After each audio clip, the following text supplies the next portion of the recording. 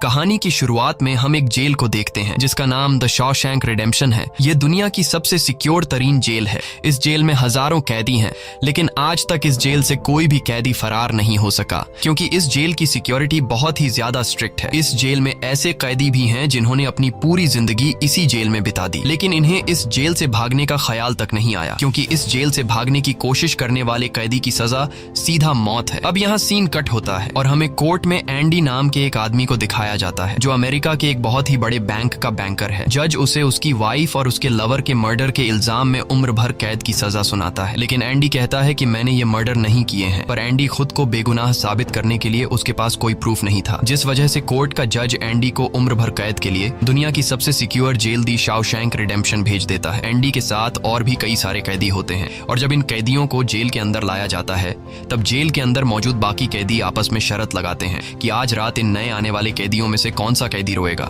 और इसके लिए ये लोग एक डिब्बी सिगरेट की शर्त लगाते हैं। ये लोग बाहर लाइन से खड़े नए आने वाले कैदियों में से एक एक कैदी को चुन लेते हैं। तब रेड नाम का एक कैदी एंडी पर दांव लगाता है क्योंकि उसे लगता है कि एंडी बहुत ही मासूम है और वो बहुत ही अमीर घर का है जिसने कभी तकलीफ नहीं झेली, इसलिए उसे लगता है कि वो आज रात सबसे पहले रोएगा। इसके बाद सभी कैदियों को लाइन से जेल के अंदर लाया जाता है और हर एक कैदी को उसके सेल में बंद कर दिया जाता है। कुछ देर बाद रात हो जाती है और तब पुराने कैदी नए आने वाले कैदियों पर चिल्लाने लगते हैं ताकि उनमें से कोई डर जाए और रोने लगे, और ऐसा ही होता है। इन नए आने वाले कैदियों में से एक कैदी फूट फूट कर रोने लगता है और कहता है कि मुझे घर जाना है। तब वहाँ गार्ड आते हैं और उसे रोने से मना करते हैं, लेकिन जब वो आदमी रोना बंद नहीं करता तब गार्ड उसे सेल से बाहर निकालकर इतना पीटते हैं कि वह बेहोश हो जाता है। दूसरी तरफ रेड एंडी पर लगाया हुआ दांव हार जाता है और रेड समझ जाता है कि एंडी बहुत ही स्ट्रांग है क्योंकि इतना डराने के बावजूद उसने एक आवाज तक नहीं की। इसलिए अगले दिन रेड अपने साथी को सिगरेट का एक डिब्बा दे देता है क्योंकि रेड एंडी पर लगाया हुआ दांव हार चुका था। तभी हम एंडी को देखते हैं जो अकेला चुपचाप ब्रेकफास्ट कर रहा होता है। तब एंडी की मुलाकात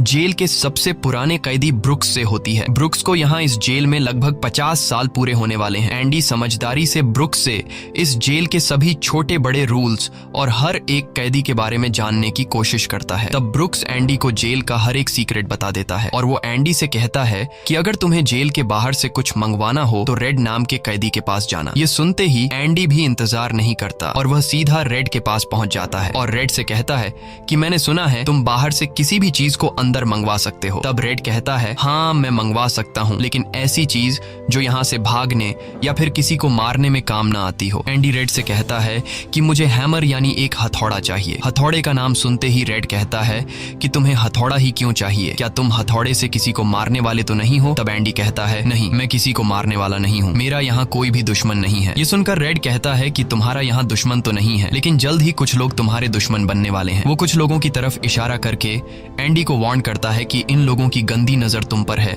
इसलिए इनसे बच कर रहना। अगले दिन एंडी के कहने पर रेड उसके लिए हैमर मंगवा देता है और जब वो हथौड़ा देखता है तो रेड हंसने लगता है क्योंकि हथौड़ा साइज में बहुत ही छोटा होता है और रेड मन ही मन सोचता है कि इस हथौड़े से जेल में सुरंग बनाने में 600 साल लग जाएंगे। इसके बाद रेड ब्रुक्स के जरिए एंडी के सेल तक हथौड़ा पहुंचा देता है। ऐसे ही दिन बीतते हैं और एक दिन जब एंडी लॉन्ड्री में काम कर रहा होता है तब वो 3 लोग जिनकी एंडी पर गंदी नजर होती है वो एंडी को पकड़ लेते हैं। एंडी उनसे अपने आप को छुड़ाने की कोशिश करता है पर 3 लोगों को वह अकेले कंट्रोल नहीं कर पा रहा था, इसलिए ये तीनों पहले एंडी को खूब पीटते हैं और फिर एंडी के साथ गलत करते हैं। यह सिलसिला इसी तरह चलता रहता है। ये लोग हमेशा एंडी को पकड़ते और फिर उसे मारकर उसके साथ गलत करते रहते। इस तरह से 2 साल बीत जाते हैं और एक अनाउंस होता है कि छत की मरम्मत के लिए कुछ लोगों की जरूरत है। यहाँ कैदियों की एक टीम छत के काम के लिए तैयार हो जाती है जिसमें रेड और एंडी भी शामिल होते हैं। ये लोग सब अपने काम पर लग जाते हैं और छत पर उनकी देखभाल की जिम्मेदारी एक बहुत ही सख्त सिक्योरिटी गार्ड की होती है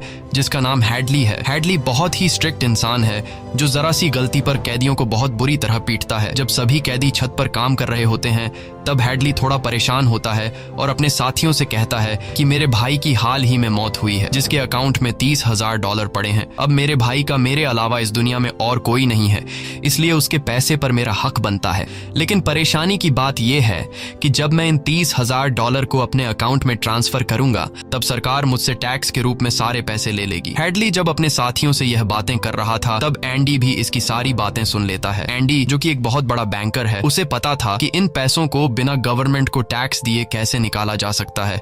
इसके बाद एंडी बिना सोचे हैडली के पास जाता है और उससे कहता है कि क्या तुम अपनी बीवी पर भरोसा करते हो? ये बात सुनते ही हैडली को गुस्सा आ जाता है और वह एंडी को पकड़कर छत के किनारे ले जाता है, लेकिन उसे नीचे फेंकने से पहले एंडी उसे बताता है, अगर तुम अपनी बीवी पर भरोसा करते हो कि वह तुम्हें धोखा नहीं देगी तो तुम आसानी से अपने भाई के पैसे अपनी वाइफ के अकाउंट में ट्रांसफर कर सकते हो, वह भी बिना टैक्स दिए, क्योंकि गवर्नमेंट का एक रूल है कि कोई भी इंसान अपनी पत्नी को पूरे जीवन में $60,000 तक गिफ्ट कर सकता है और इन पैसों पर कोई टैक्स नहीं लगता। और एंडी यह भी कहता है कि अगर तुम बाहर से किसी लॉयर को रखोगे तो वह तुमसे बहुत ज्यादा पैसे चार्ज करेगा, लेकिन मैं ये काम तुम्हारे लिए फ्री में कर सकता हूँ। तब हैडली पूछता है, बदले में तुम्हें क्या चाहिए? इस पर एंडी मुस्कुराते हुए कहता है, मुझे कुछ नहीं चाहिए, जब तुम्हारा काम हो जाए तुम बस मेरे सारे दोस्तों को बियर पिला देना। और अगले दिन सभी कैदी छत पर बैठकर बियर का मजा ले रहे होते हैं, यानी एंडी ने हैडली का काम कर दिया था। लेकिन एंडी बियर नहीं पीता, वह एक कोने में बैठकर सभी को बियर पीते देखकर खुश होता है। एंडी के साथी भी उससे बहुत खुश होते हैं क्योंकि जेल में बियर पीना ऑलमोस्ट इम्पॉसिबल था, लेकिन एंडी की वजह से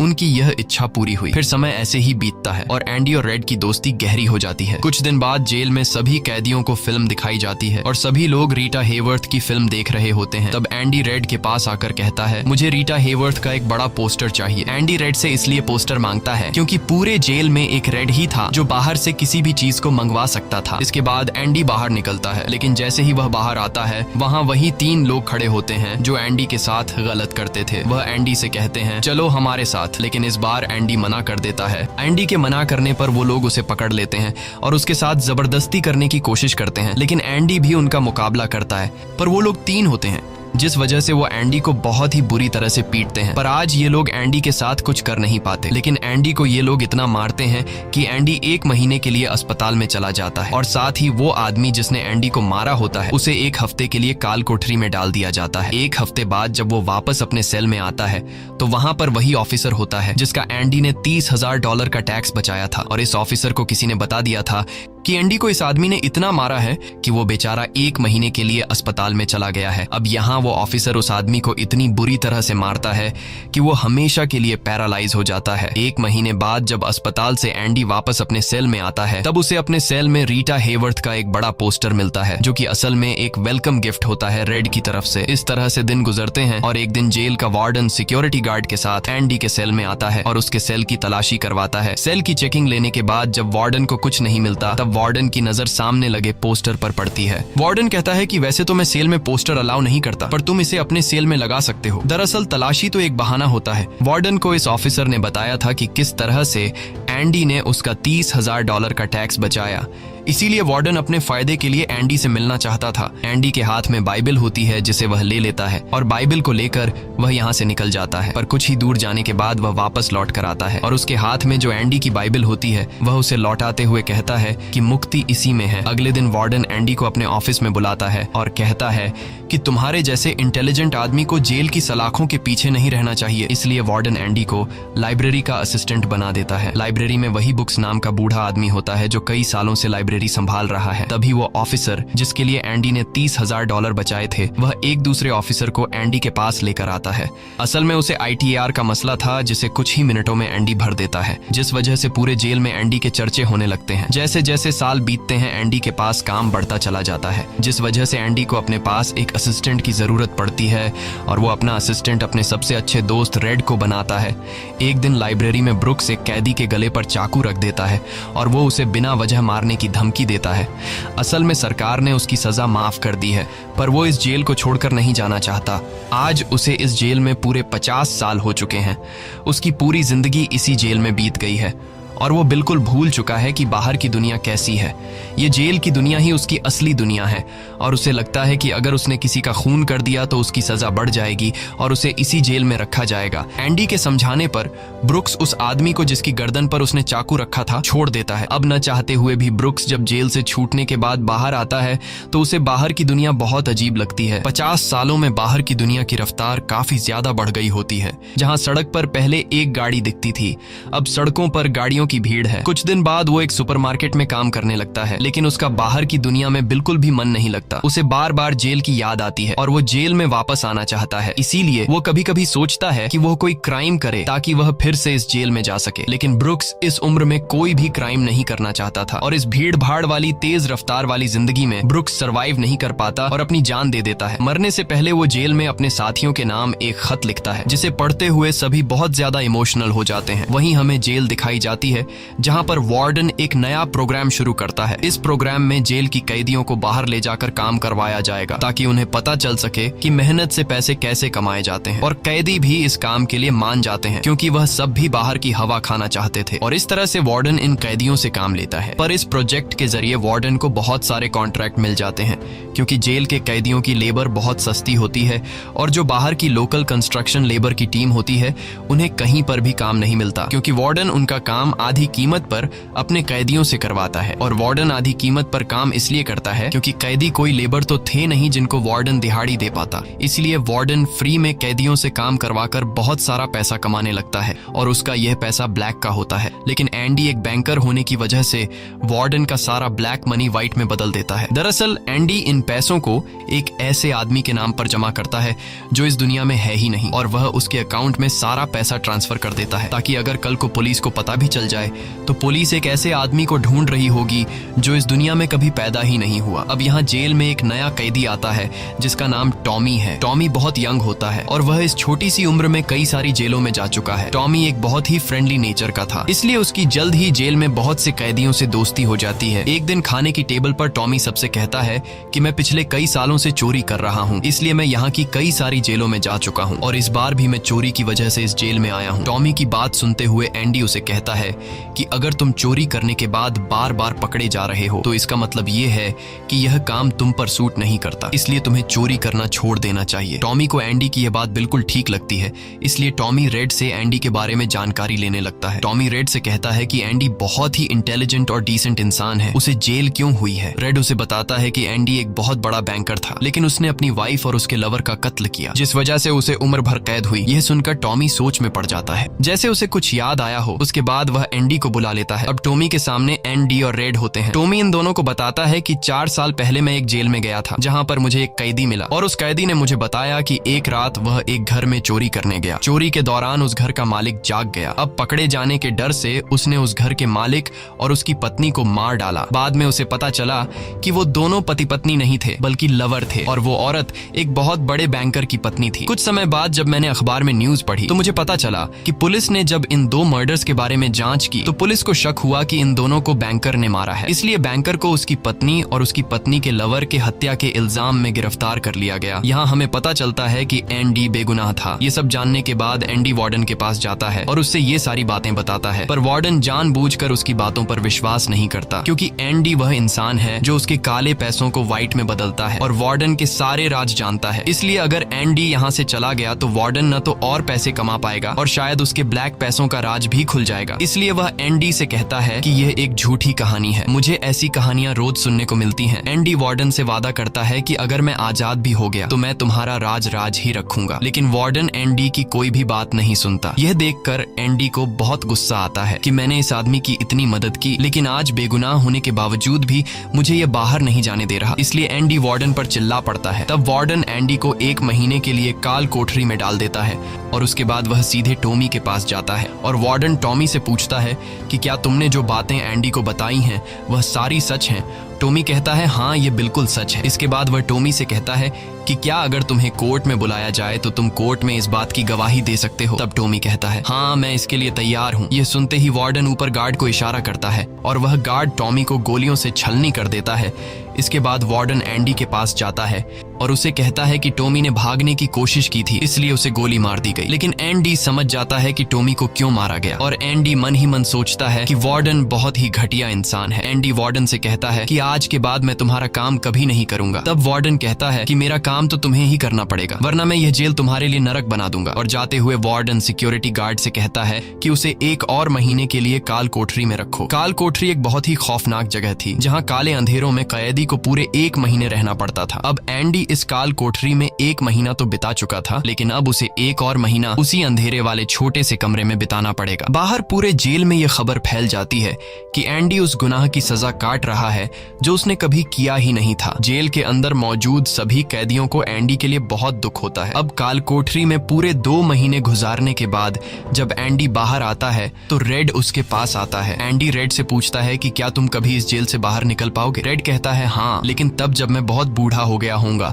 और मेरा दिमाग काम करना बंद कर देगा। एंडी कहता है कि मैं यहाँ से निकलकर मेक्सिको जाऊंगा। मेक्सिको में समुद्र किनारे एक बहुत खूबसूरत जगह है। कहा जाता है कि इंसान अपने आप को वहाँ खो देता है। मैं वहाँ अपना एक रेस्टोरेंट खोलूंगा, समुद्र किनारे अपनी नाव की रिपेयर करूंगा और वहाँ मुझे एक जोगाड़ी आदमी की जरूरत पड़ेगी जो मेरे लिए बाहर से सामान लाया करेगा। असल में वह रेड की तरफ इशारा कर रहा था। रेड ये सुनकर कहता है कि उम्मीद बहुत खतरनाक चीज होती है, ये इंसान को पागल तक कर देती है। तुम्हें सच्चाई की दुनिया में वापस लौटना होगा। मेक्सिको यहाँ से बहुत दूर है। ये कहकर रेड वहाँ से जाने लगता है, लेकिन जाने से पहले एंडी रेड से कहता है कि वादा करो कि अगर तुम कभी यहाँ से रिहा हुए तो मेरा एक काम करोगे। रेड कहता है हाँ, मैं जरूर करूंगा। तब एंडी रेड को एक एड्रेस बताता है और कहता है कि जब भी तुम यहाँ से छूट जाओ तो उस जगह जाना जहाँ एक बड़े मैदान के बीच एक खूबसूरत पेड़ है। उसी पेड़ के नीचे मैंने अपनी वाइफ को प्रपोज किया था। वह रेड से कहता है कि उसी पेड़ के नीचे एक दीवार के अंदर तुम्हें काले रंग का पत्थर मिलेगा जिसके नीचे मैंने एक बॉक्स छिपाया है, और जब भी तुम रिहा हो जाओगे तो वहां जाकर उस पत्थर के नीचे उस बॉक्स को देखना कि उसमें क्या है। यह कहकर एंडी वहां से चला जाता है और सीधा वार्डन के पास पहुंचता है। वह वार्डन का काम पूरा करके उसके सारे डॉक्यूमेंट्स एक खास तिजोरी में रखता है। डॉक्यूमेंट्स रखने के बाद वार्डन एंडी को अपने कपड़े देता है। वह एंडी से कहता है कि मेरे कपड़े प्रेस करवा देना और मेरे जूतों को शीशे की तरह चमका देना। इसके बाद एंडी वापस अपने सेल में आ जाता है। वहीं दूसरी तरफ रेड आज रात बहुत परेशान होता है क्योंकि उसे डर था कि एंडी कहीं खुद को मार न दे। इस तरह से रात गुजर जाती है और सुबह होती है। सुबह होते ही सभी कैदियों के सेल के दरवाजे खुल जाते हैं और सभी कैदी बाहर आ जाते हैं, लेकिन एंडी सेल से बाहर नहीं आता। ये पिछले 20 सालों में पहली बार ऐसा हो रहा था कि कोई कैदी सुबह अपने सेल से बाहर नहीं आया। तब रेड की नजर भी एंडी के सेल की तरफ होती है और रेड की परेशानी बढ़ती रहती है कि कहीं एंडी ने खुद को मार तो नहीं दिया। तभी एक गार्ड बहुत गुस्से में एंडी के सेल की तरफ जाता है, लेकिन वहां पहुंचकर जब वह देखता है तो उसकी आंखें खुली की खुली रह जाती हैं क्योंकि अंदर सेल में कोई भी नहीं था और एंडी वहां से फरार हो चुका था। अब हम वार्डन को देखते हैं जो अपने जूते पहनने के लिए निकालता है, लेकिन उस बॉक्स में उसके नहीं बल्कि एंडी के पुराने जूते होते हैं। और तभी पूरे जेल में सायरन बजने लगता है और यह सायरन होता है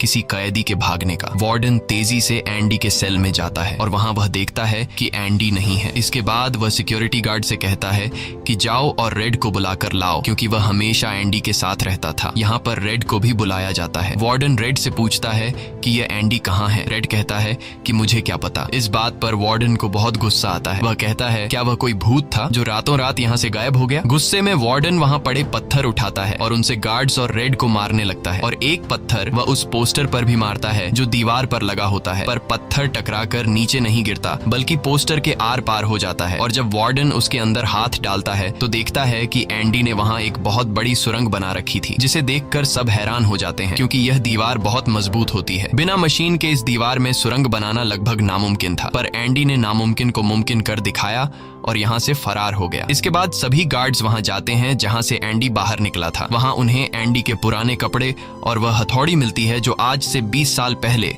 एंडी ने रेड से मंगवाई थी। ये वही हथौड़ी होती है जिससे पिछले 20 सालों से एंडी अपनी सेल की दीवार में सुरंग बना रहा था। 20 सालों से एंडी ने यह काम इतनी बारीकी से किया कि किसी को पता तक नहीं चला। साथ ही दीवार से जो भी मिट्टी निकलती थी वह उसे अपनी जेब में रखकर ग्राउंड में बिखेर देता था। एंडी ने आखिरी बार जब वार्डन के लिए काम किया था तो वह वार्डन के काले पैसों के सारे डॉक्यूमेंट्स अपने पास रख लेता है और उसके पास जो उसकी बाइबल होती है वह उसे वार्डन की नजरों के सामने चालाकी से उसकी तिजोरी में रख देता है और एंडी वार्डन को ऐसे दिखाता है कि जैसे ये बाइबल नहीं बल्कि उसके डॉक्यूमेंट्स हैं। साथ ही वार्डन ने जो अपने कपड़े उसे प्रेस करने के लिए दिए थे, एंडी पहले वार्डन के कपड़ों को पहनता है और फिर उसके ऊपर अपने पुराने कपड़े पहन लेता है और वे जूते जो वार्डन ने उस उसे शीशे की तरह चमकाने के लिए दिए थे, एंडी उन्हें पहनकर निकल जाता है। रात को जैसे ही सारी लाइट्स बंद होती हैं, एंडी अपने सेल में की गई सुरंग से बाहर निकलता है। इसके बाद वह एक गटर का पाइप तोड़ता है और उस पतले से गटर के पाइप में रेंगता हुआ उस जेल से फरार हो जाता है, जिससे आज तक कोई भी भाग नहीं सका था। हालांकि एंडी जिस गटर के पाइप से रेंगता हुआ बाहर निकला था वह लगभग 2 किलोमीटर लंबा था। अगली सुबह एंडी उस बैंक में जाता है जहां पर वार्डन का सारा ब्लैक पैसा होता है। ये पैसे एक ऐसे आदमी के नाम पर होते हैं जो इस दुनिया में है ही नहीं। ये सारा डॉक्यूमेंट्स का खेल एंडी ने ही तो बनाया था और बैंक में उस अकाउंट के ओनर का जो सिग्नेचर था वह जेल से एंडी किया करता था। इसलिए एंडी को वार्डन का सारा पैसा निकालने में कोई मुश्किल नहीं होती। एंडी के पास उस आदमी के नाम के सारे डॉक्यूमेंट्स होते हैं, इसलिए एंडी बैंक्स में जाकर सारे पैसे निकाल लेता है और ये पैसे होते हैं $3,70,000। यानी कि एंडी न केवल आजाद हुआ बल्कि वह पैसों से माला माल भी हुआ। और यहाँ हमें पता चलता है कि एंडी जिस दिन से उस जेल में एंटर हुआ था उसी दिन से वह इस काम की प्लानिंग कर रहा था। वार्डन ने एंडी के साथ जेल में बहुत बुरा सलूक किया था और उसने टॉमी को भी मार दिया था, इसलिए वह वार्डन के काले पैसों के सबूत मीडिया को देता है। अगली सुबह यह खबर न्यूज़पेपर में छप जाती है और जब वार्डन तिजोरी खोलकर देखता है तो उसमें उसके डॉक्यूमेंट्स नहीं बल्कि बाइबल होती है। बाइबल के पहले पेज पर एंडी ने लिखा होता है कि तुमने सही कहा था, मुक्ति इसी में है। और जब वार्डन पेज पलटता है तो वह देखता है कि वहां पर हथौड़ी का एक निशान होता है। दरअसल एंडी ने बाइबल के पेजेस को हथौड़ी की शेप में काटकर एक सांचा बनाया हुआ था जिसके अंदर वह अपनी हथौड़ी छिपाया करता था। और आज से 20 साल पहले जब वार्डन पहली बार एंडी की सेल में गया था और उसने एंडी की बाइबल उसके हाथ से लेकर वापस उसे लौटा दी थी, उस समय भी वह हथौड़ी उसी बाइबल के अंदर थी। यह देखकर वार्डन को एक बहुत बड़ा झटका लगता है। दूसरी तरफ वार्डन के काले पैसों की खबर पूरे शहर में फैल चुकी थी, इसलिए जेल के बाहर रिपोर्टर्स और पुलिस वार्डन को गिरफ्तार करने के लिए आ रही होती है। और इससे पहले कि पुलिस उसे गिरफ्तार करती, वार्डन अपने आप को गोली मार देता है। कुछ समय बीतने के बाद एंडी के दोस्त रेड की सजा भी माफ कर दी जाती है और उसे गवर्नमेंट की तरफ से एक नौकरी भी दिलाई जाती है। पर बाहर की दुनिया में रेड का दिल बिल्कुल नहीं लगता क्योंकि उसने अपनी जिंदगी के 40 साल जेल में गुजारे थे। रेड भी उसी कमरे में रहता है जहां पर ब्रुक्स रहा करता था और रेड भी अपनी जान देना चाहता है, पर तभी उसे याद आता है कि उसने एंडी से वादा किया था। इसके बाद वह उस जगह के लिए गाड़ी में रवाना हो जाता है और वह उस बड़े घास के मैदान में जाता है जहां पर एक बहुत बड़ा पेड़ होता है, साथ ही पत्थरों की दीवार भी होती है। उस दीवार पर एक काले रंग का पत्थर होता है और जब वह उस पत्थर को उठाता है तो उसके नीचे एक बॉक्स होता है। उस बॉक्स के अंदर कुछ पैसे और एक लेटर होता है। ये लेटर एंडी का होता है। उस लेटर में लिखा होता है कि एंडी रेड का उसी जगह पर इंतजार कर रहा है जिस जगह के बारे में एंडी ने रेड को जेल में बताया था। उसके आगे एंडी ने लिखा होता है कि उम्मीद अच्छी चीज होती है। इसके बाद रेड उस जगह पहुंच जाता है और जब वह समुद्र किनारे जाता है तो वो देखता है कि एंडी नाव में बैठकर अपनी नाव ठीक कर रहा है। यह जगह, यह सब कुछ एंडी का वह सपना होता है जो उसने जेल में रेड से शेयर किया था और रेड ने कहा था कि उम्मीद अच्छी नहीं होती। इसके बाद यह दोनों एक दूसरे को गले लगाते हैं और इसी के साथ ये कहानी खत्म हो जाती है। अगर आपको यह वीडियो अच्छी लगी हो तो हमारे चैनल को सब्सक्राइब और वीडियो को लाइक जरूर कीजिएगा।